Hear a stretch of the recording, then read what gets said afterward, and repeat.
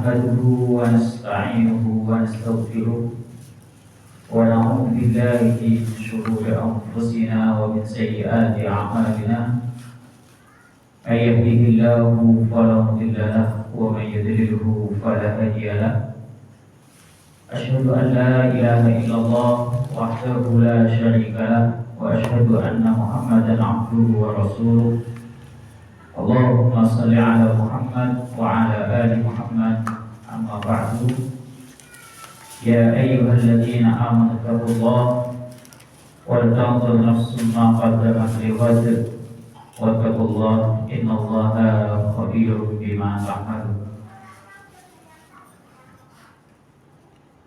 Marilah kita lanjutkan pembahasan kitab Al-Arba'un fi sifat salat Nabi sallallahu alaihi wasallam ka'anna dzakaraha. Pada kesempatan yang lalu kita sudah sampai pada pembahasan poin ke-22, yaitu di halaman 14 bagian akhir dan halaman 15 bagian awal di bukunya, yaitu tentang anggota sujud. Ada 7 anggota. Kemarin disebutkan dalam hadis ini, yang pertama adalah dahi. Rasulullah Shallallahu Alaihi Wasallam berisyarat dengan tangan beliau, ya, juga masuk di dalamnya hidung, ya, dahi dan hidung nempel. Kemudian yang kedua dan ketiga adalah al-yadain, yaitu kedua telapak tangan. Kemudian berikutnya ar-rukbatayn, ya, dua lutut. Kemudian wa atrafil qadamain, dan ujung kedua kaki. Sekarang kita lanjutkan pembahasan berikutnya, yaitu poin ke-23 tentang al-kaffani. Al-kaffan itu 2 telapak tangan, wal asabi, dan jari-jari di sujud, pada saat sujud. Anwar bin Hujr, dari sahabat Wa'il bin Hujr, annahu, bahwasanya dia ro'a, melihat an-Nabi sallallahu alaihi wasallam, Nabi sallallahu alaihi wasallam, lama sajada, tatkala beliau sujud. Ini saya terjemahkan perkataan karena terjemah di bukunya ini pokoknya intinya begitu nih. Kalau dia terjemah di bukunya kan Nabi SAW bersujud, ya, begitu.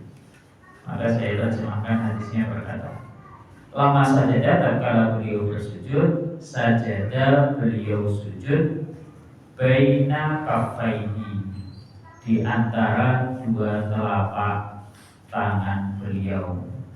Rawahu Muslim. Hadis ini diriwayatkan oleh Imam Muslim. Wa anhu, dan darinya juga, dari sahabat Wa'il bin Hujr, anna Nabi sallallahu alaihi wasallam, bahwasanya Nabi sallallahu alaihi wasallam, karena adalah kebiasaan beliau, idza raka'a, apabila beliau ruku', farraja, beliau merenggangkan, baina asabihi, di antara jari-jari beliau, wa idza sajada, dan apabila beliau sujud, dhamma, beliau mengumpulkan asabi'ahu, jari-jari beliau. Rawahul Hakim. Hadis ini diriwayatkan oleh Imam Al-Hakim. Jadi pada hadis ke-23 ini membahas lebih spesifik ya, tentang kondisi kedua telapak tangan, begitu pula jari-jari pada saat sujud. Kalau di pembahasan kemarin itu pembahasan tentang anggota tubuh yang seharusnya menempel pada saat sujud. Jadi lebih detail lagi. Nah, sebelum kita bahas lebih lanjut, inilah ajaran Islam begitu. Masya Allah. Perkara telapak tangan bahkan jari itu ternyata diatur gitu sedemikian rupa. Ini bukan untuk mempersulit kita gitu. Tapi ini ya untuk kebaikan kita. Hanya saja kadang-kadang Allah Subhanahu wa Ta'ala belum membukakan hikmahnya sekarang gitu. Mungkin sekian tahun yang akan datang. Jadi inilah menunjukkan bahwa Islam itu ya mengatur semuanya, mulai hal-hal yang besar sampai hal-hal yang kecil. Nah, pada hadis yang pertama yang diriwayatkan oleh Imam Muslim dari sahabat Wa'il bin Hujr ini dijelaskan bahwa ketika Nabi Shallallahu Alaihi Wasallam sujud, beliau sujud di antara kedua telapak tangan beliau. Jadi maksudnya bagaimana? Ada dua makna. Ya. Hadis ini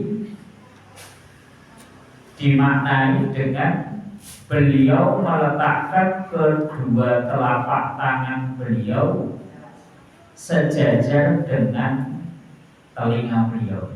Jadi pas sujud begini, jadi kedua telapak tangan sejajar dengan telinga. Nah begitu. Lama sajadah banyak kafaini. Nah gitu. Jadi dua telapak tangan ya sejajar dengan telinga beliau.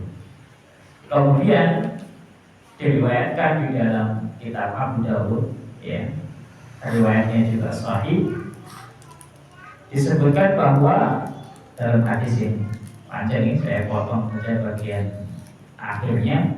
Tsumma sajada, kemudian beliau sujud, fa'amkana anfahu wa jabhatahu, beliau menempelkan hidung dan dahinya, wa nahha yadaihi, dan beliau menjauhkan kedua tangan beliau, anjabaihi, dari lambung beliau. Jadi tangannya dibuka ya. Kemudian apa? Wa wada'a kaffaihi hadwa maqibaihi, beliau meletakkan kedua telapak tangan beliau sejajar dengan dua pundak. Nah, gini pada saat sujud itu. Jadi boleh agak ke depan, gitu ya, sejajar dengan telinga, boleh juga sejajar dengan kedua pundak, gitu. Kalau hadis di riwayat Imam Muslim ini sifatnya umum, yang jelas beliau sajadah baina kafaihi, beliau sujud di antara dua telapak tangan beliau. Nah sujudnya itu jadi ini yang jelas naha, itu dijauhkan begitu, tidak dipas-paskan begitu, tidak ya. Kedua telapak tangannya dijauhkan, gitu ya. Nah posisinya boleh sejajar dengan telinga, agak maju ke depan, ya, sejajar dengan kepala kita, atau agak mundur ke belakang sejajar dengan kedua pundak. Nah, gitu. Nanti pembahasan tentang tentang ini selebihnya dibahas di poin berikutnya ya. Atiro'ani fi sujud. Bagaimana dua lengan ketika sujud. Ini kita bahas posisi telapak tangannya terlebih dahulu ya. Telapak tangan ketika sujud itu sejajar dengan telinga, boleh sejajar dengan pundak. Yang jelas pokoknya antara keduanya itu dijauhkan gitu. Nah, kemudian di hadis berikutnya juga diriwayatkan dari Wa'il bin Hujr namun riwayat ini diriwayatkan oleh Imam Al-Hakim. Disebutkan bahwa apabila beliau rukuk karena idza raka'a, ini kebiasaan beliau. Jadi kalau ada kana itu biasanya menunjukkan kebiasaan, sehingga artinya bukan sekedar adalah, tapi kana itu adalah kebiasaan beliau. Kebiasaan Nabi bagaimana? Idza raka'a, apabila beliau rukuk, farraja, beliau merenggangkan baina asabi. Jadi kalau rukuk, telapak tangannya ini, jari-jarinya dibuka, ya. Sudah lewat pembahasannya kemarin, ya. Digunakan untuk apa? Untuk memegang kedua lutut. Boleh dengan megangnya begini, dia boleh begini, ya. Lutut, boleh begini, ya. Pokoknya diregangkan, gitu. Tapi wa idza sajada dhamma asabi'ahu. Ketika beliau sujud, beliau mengumpulkan, ya, jari-jari beliau. Ini tujuannya apa? Tujuannya adalah untuk mengarahkan jari-jari beliau menghadap ke arah kiblat. Gitu. Sebagaimana pembahasan kemarin, ya, tentang sujud, posisi jari-jari kaki itu juga dihadapkan ke arah kiblat. Maka sebutannya kalau kita perhatikan kemarin, wa atrafil qadamain, dan ujung-ujung kedua telapak kaki, bukan atrafi asabiil qadamain, bukan ujung apa? Ujung jari telapak kaki. Jadi kalau ini telapak kaki bukan begini, tapi tekuk begini. Nah, jari-jarinya itu dihadapkan ke arah kiblat semuanya, gitu. Tapi itu seakan ngeten tok. Jadi jari-jari ketika sujud, telapak kakinya ditekuk. Itu pembahasan kita kemarin, gitu ya. Nah sekarang yang dihadapkan ke arah kiblat bukan hanya jari-jari kaki, tetapi juga jari-jari tangan. Karenanya supaya sempurna menghadap ke arah kiblat, kalau pas sujud tangannya rapat gini, gitu. Bukan gini. Apalagi santri itu, ya, Masya Allah. Kalau sekarang kayaknya kungfunya sudah diganti. Kalau dulu zaman saya sekolah itu kungfunya itu kungfu Garuda Putih. Kalau push up itu konsep begini. Jadi lu begini, sujud begini. Kungfu harus dibawa sholat itu. Padahal nanti ketika bangkit dari sujud kalau latihan push up gitu, ditekan. Kalau budaya itu kan pakai jari gitu, jadi itu begini. Salah itu tidak boleh, ya. Jadi hikmahnya seperti itu. Kenapa Nabi SAW merapatkan jari beliau ketika sujud. Jadi kalau sujud dirapatkan, kalau pas rukuk diregangkan. Nah, kalau diringkas nih, dalam sholat itu posisi jari itu ada 3. Yang pertama posisi biasa, tidak renggang, tidak rapat, yaitu ketika takbir, ya, mengangkat kedua tangan, itu tidak rapat, juga tidak terlalu renggang. Yang pertama. Yang kedua, posisi jari diregangkan, yaitu ketika rukuk. Yang ketiga, posisi jari dirapatkan, yaitu ketika sujud. Itu ringkasnya begitu. Ada berdua ini better. Artinya kalau ini kita lakukan, niatannya adalah kita sholat meniru Nabi, ya jadi bernilai lebih daripada mereka yang tidak begitu memperhatikan. Jadi seperti itu, perkara begitu. Jadi kalau kita perhatikan betul-betul, jadi nilainya lebih, dan itulah yang menjadikan sempurnanya sholat kita. Karena kita diperintahkan shollu kama ra'aitumuni usolli. Kita lanjutkan pembahasan berikutnya, yaitu poin ke-24, ad-dira'ani bis-sujud, ya. Ad-dira'an, 2 lengan, ya, bis-sujud. pada saat sujud.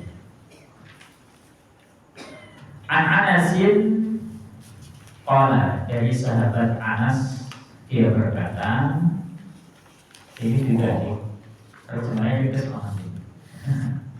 Qala Rasulullah sallallahu alaihi wasallam, Rasulullah sallallahu alaihi wasallam bersabda, "I'tadilu, kalian luruslah, kalian tegaklah." Dari kata-kata i'tidal, jadi i'tidal juga lurus tegak. Fis sujud, pada saat sujud, ya. Wala yabsut, dan janganlah menghamparkan ahadukum, salah seorang di antara kalian, dhira'aihi, kedua lengannya, imbisaqal kalbi, sebagaimana hamparannya anjing, atau sebagaimana anjing menghamparkan tangannya. Muttafaqun alaihi, sepakati atasnya. Nah, hadis ini berarti diriwayatkan oleh Imam Bukhari dan Imam Muslim. Qala, berkata Syekhuna, guru kami, yaitu Al-Buwa, nama beliau adalah Mustafa Al-Buwa. Beliau ini Masya Allah nih, termasuk pensyarah kitab Sahihul Bukhari, ya. Beliau ulama belakangan ini, gitu. Beliau punya wasiat, kalau pengen paham dalam soal arti, itu pesan beliau, ya sehari minimal baca kitab ulama itu 2 jam. Masya Allah. Itu pokoknya itu. Barang siapa setiap hari baca kitab, ya kitabnya para ulama minimal 2 jam, maka insya Allah yang dibaca itu akan membekas pada diri, minimal 2 jam. Itulah yang kemudian kita dapatkan kesamaan yang diterapkan oleh Al-Ustadz untuk santri-santri beliau, ya wajib baca kitab di perpustakaan minimal 2 jam. Bagi sini, apa makna i'tadilu? Jadi kan di hadis di atas tadi kan ada perintah i'tadilu di sujud, kalian luruslah, ya ketika sujud. Nah, maksudnya bagaimana? I'tadilu, maksud dari kata i'tadilu tadi, luruslah tadi, itu biwaqil kaffaini, dengan meletakkan kedua telapak tangan alal ardi, di atas tanah, ya di lantai, ya di tempat kita sholat. Wa raf'il mirfaqaini anha, dan mengangkat kedua siku darinya. Jadi siku ketika sujud tidak nempel. Itu makna i'tadilu. Wa anil jambaini, dan dari kedua sisi. Jadi bagaimana? Sikunya tidak nempel di lantai, juga tidak nempel di bagian perut samping sini. Jadi dibuka. Nah, gitu. Jadi selain sikunya diangkat, ya, ini tidak boleh nempel sini, ini dijauhkan.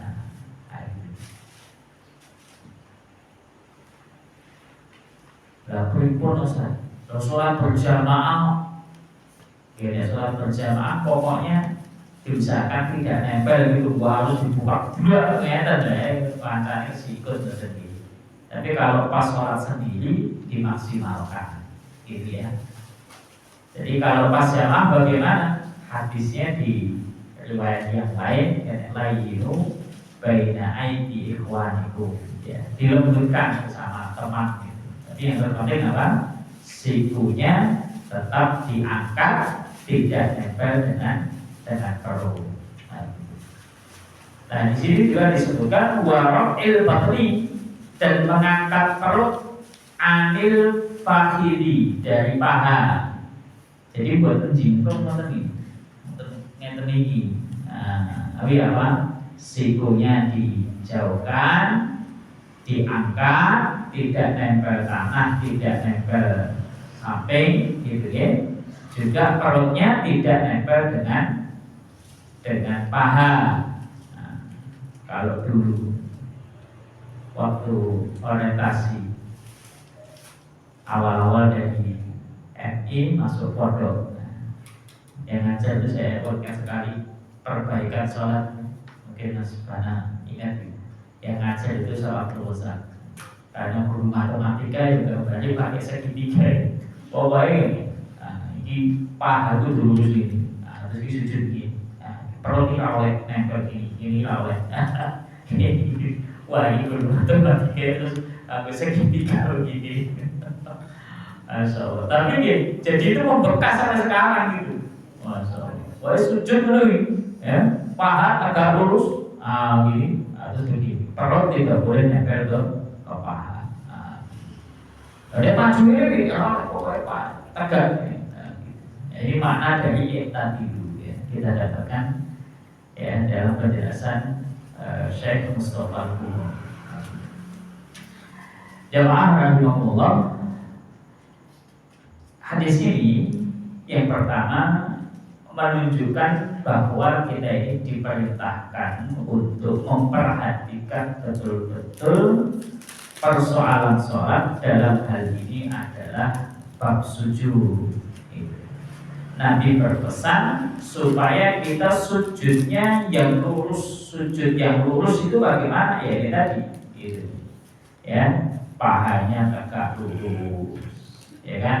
Tangannya, ya kalau digabungkan dengan pembahasan sebelumnya tadi, ya kedua telapak tangan ya dijauhkan sehingga tidak di wajah.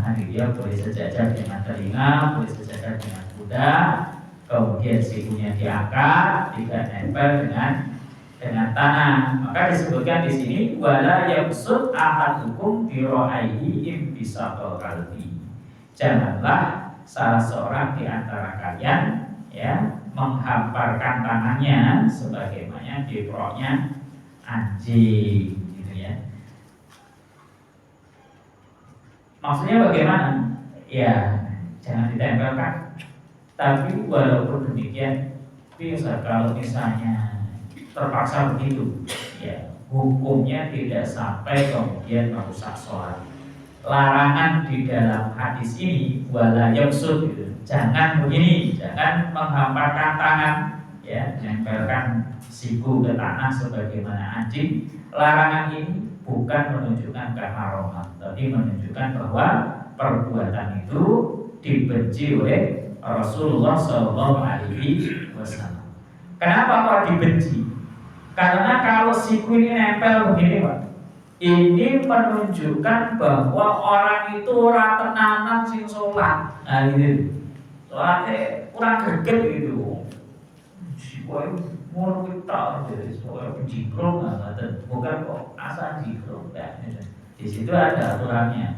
Nah, ketika orang mengangkat sikunya, ya, maka itu menunjukkan bahwa dia memperhatikan baik-baik perkara sholat.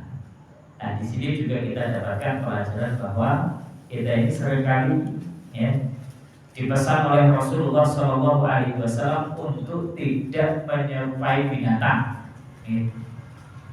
Kemarin dalam bab mana yang lebih dulu meletakkan lutut ya atau meletakkan tangan dulu ketika kita hendak sujud, yang juga dipesan dilihat wala yabruk kama yabrukul ta'ir. Karena memang kita manusia ya, jangan niru-niru binatang.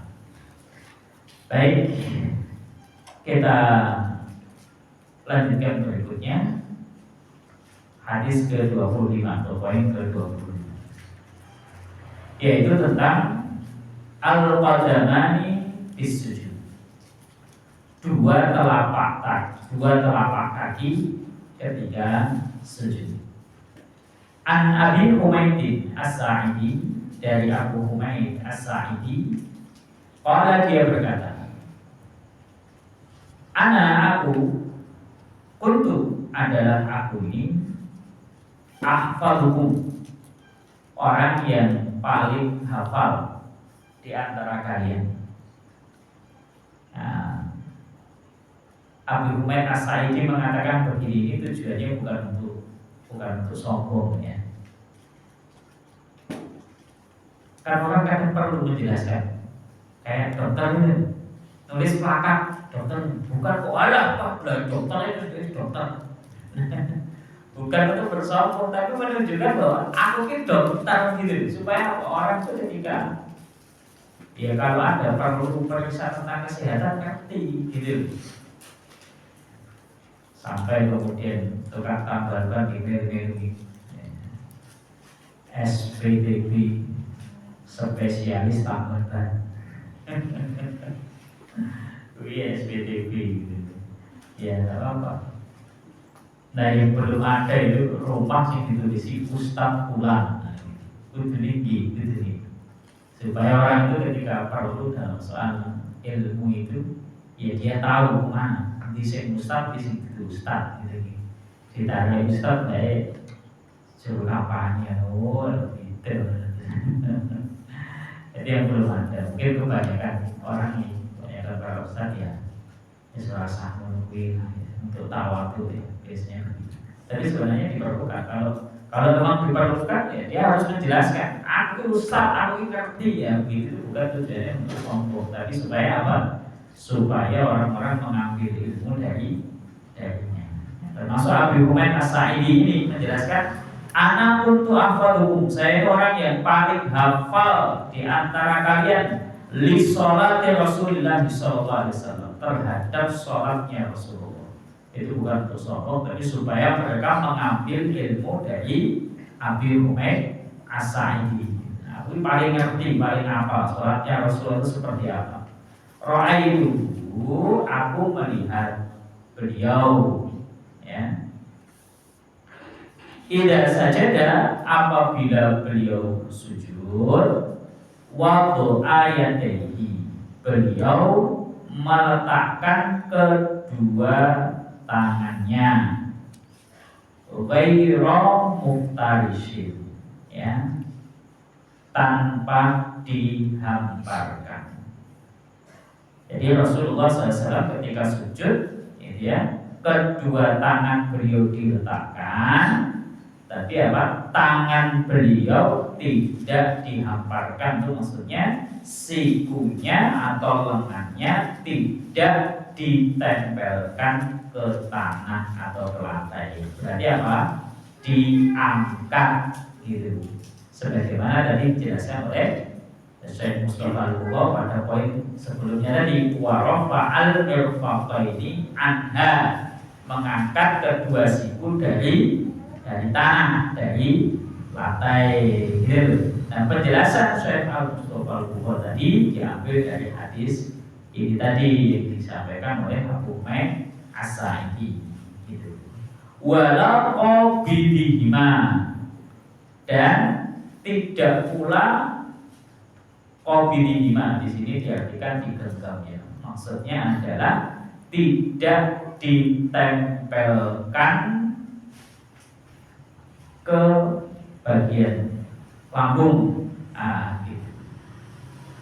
Jadi lengannya tidak nempel lantai, begitu juga lengan atasnya tidak menghimpit, tidak nempel di bagian samping sini, berarti dijauhkan.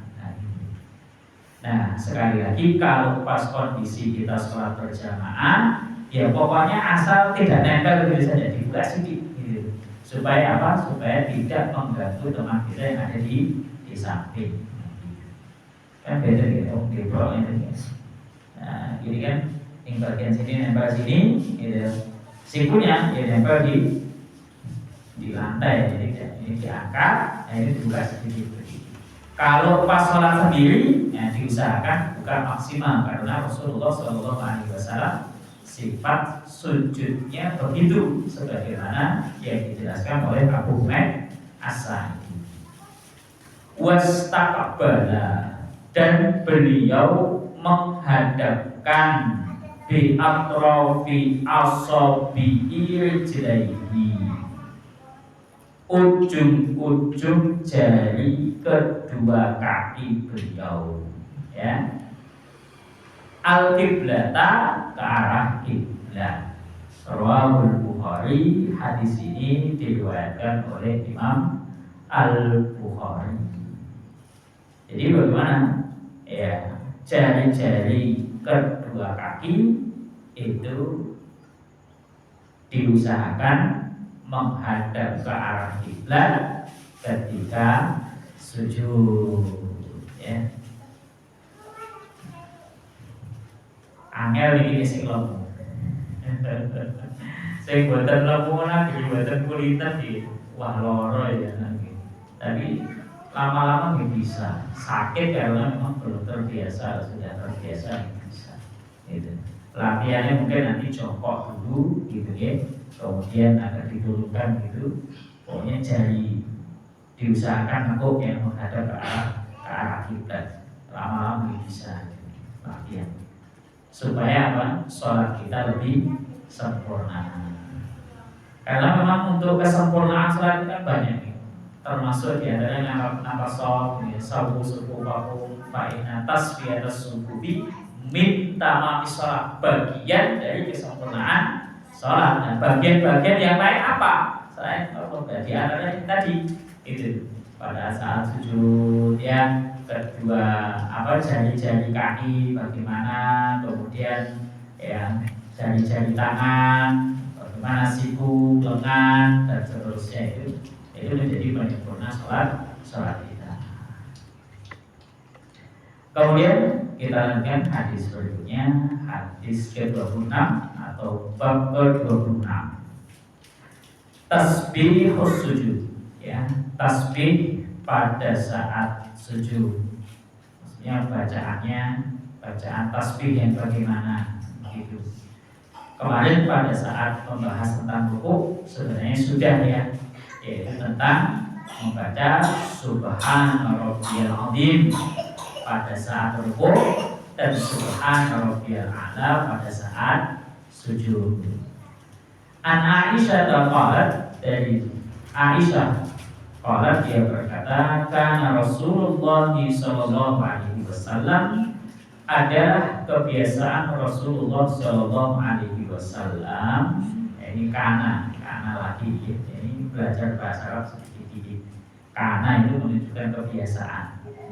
Kebiasaan beliau itu yukthiru, beliau membanyakkan ayyakula, mengucapkan biruku'ihi pada saat rukuk, wa sujudihi, dan sujud beliau.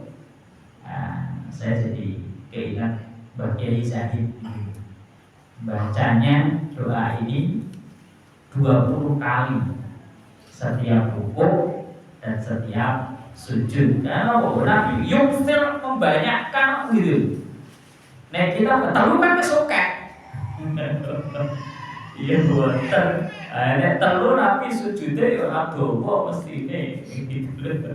Kalau sujudnya Nabi panjang, rukunya panjang, berarti yukfir di sini lebih dari 3 atau lebih dari. Kebetulan beliau sepaham saya ini, menurut beliau menjadi mazhab Maliki sebenarnya.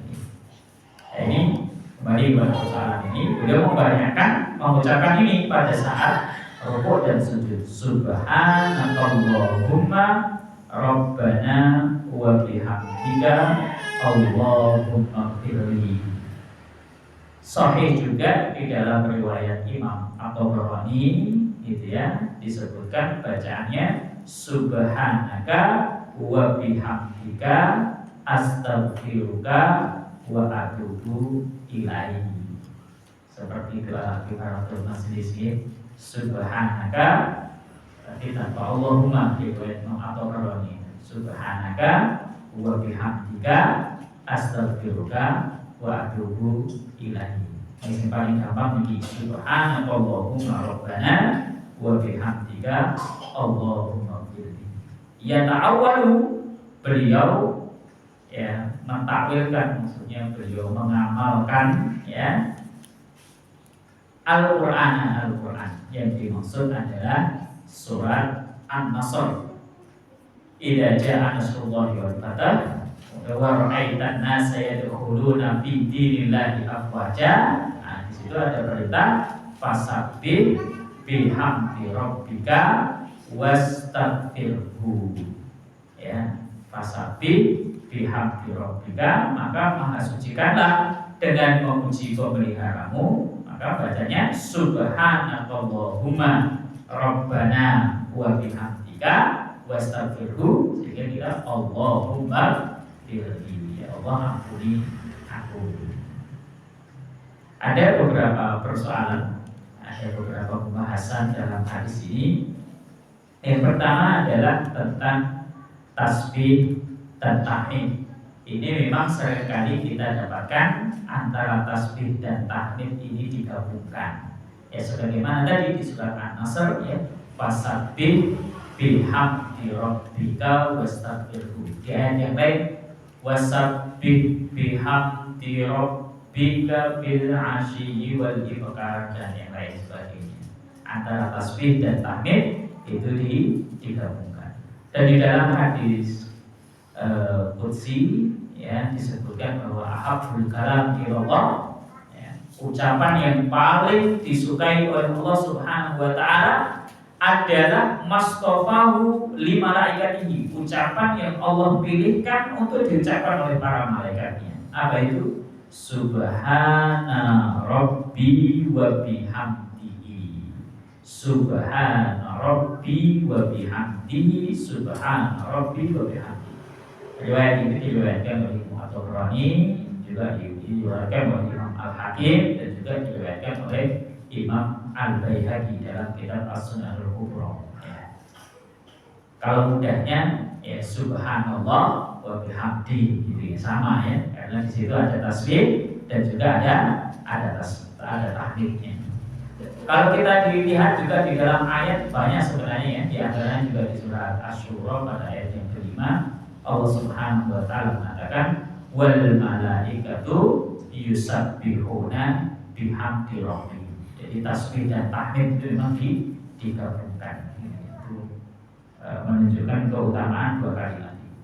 Ketika kita mengucapkan subhanallah saja, ya jadinya beda. Tapi kalau subhanallah wa bihamdi, ya, maka menjadi nilainya lebih besar. Bahkan kalimatan khafifatan 'alal lisan, dua kalimat yang mudah diucapkan di lisan, ya, tapi taqilatan fil lisan habibatan ila rahman, berat di timbangan, lebih dicintai oleh Allah Subhanahu wa taala adalah subhanallah wa bihamdi, subhanallahil azim.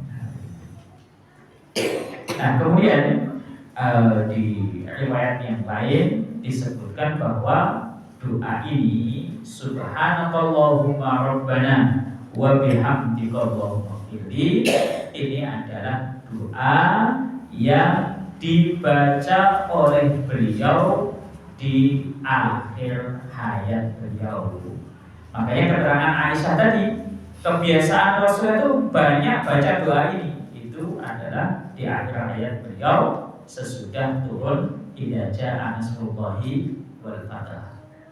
Idza jaa nasrullahi wal fath ini termasuk yang akhir surat yang terakhir turun ini.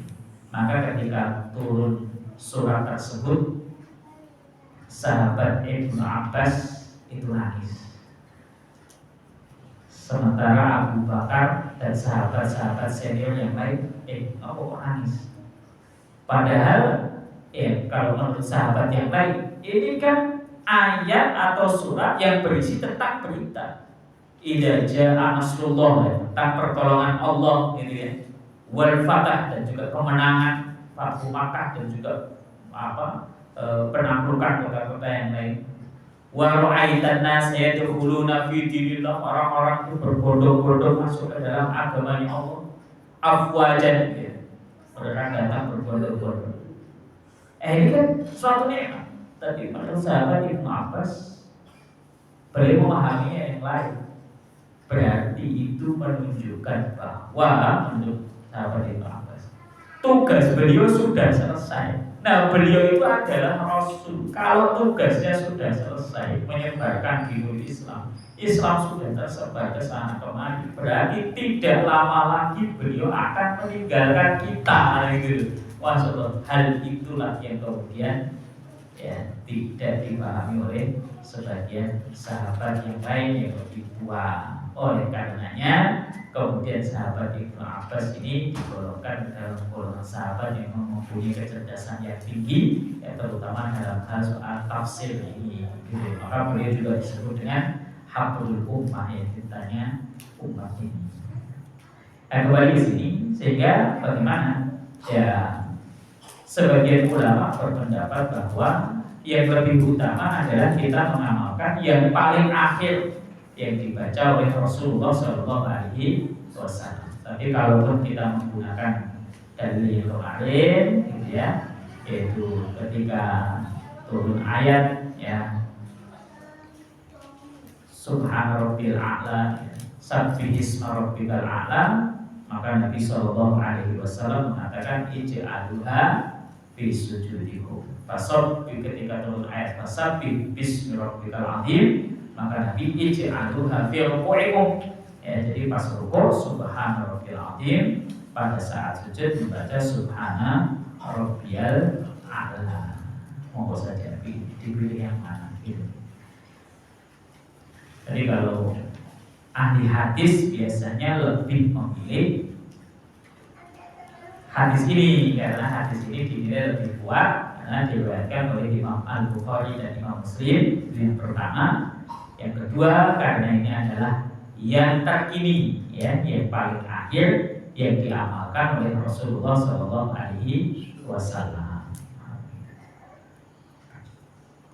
Sampai bab 26 ini barangkali ada yang perlu ditanyakan atau ada sesuatu yang kurang jelas.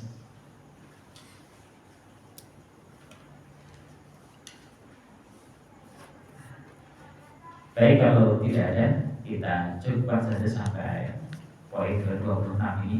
Insya Allah kita lanjutkan pada pertemuan berikutnya untuk poin yang ke-27 di halaman ke-17. Mudah-mudahan beberapa hadis yang kita pelajari ini, ya, sudah cukup banyak ini sebenarnya. Ini setidaknya bisa kita amalkan, ya, untuk diri kita. Kalau kita selama ini sudah amalkan, setidaknya kita jadi lebih mantap lagi, kita diingatkan dengan dasar-dasarnya. Karena yang paling inti kan kita akan ditanya kenapa kita berbuat demikian, maka kita sudah diingatkan dengan dasar-dasarnya. Mudah-mudahan kita bisa, ya, mempertanggungjawabkannya di hadapan Allah. Begitu pula ketika kita hendak menyampaikan ajaran seperti ini kepada yang lain, kita lebih mantap lagi karena kita mengetahui sumber-sumbernya. Rabbana taqabbal minna innaka antas samiul alim wa tub 'alaina innaka antat tawwabur rahim.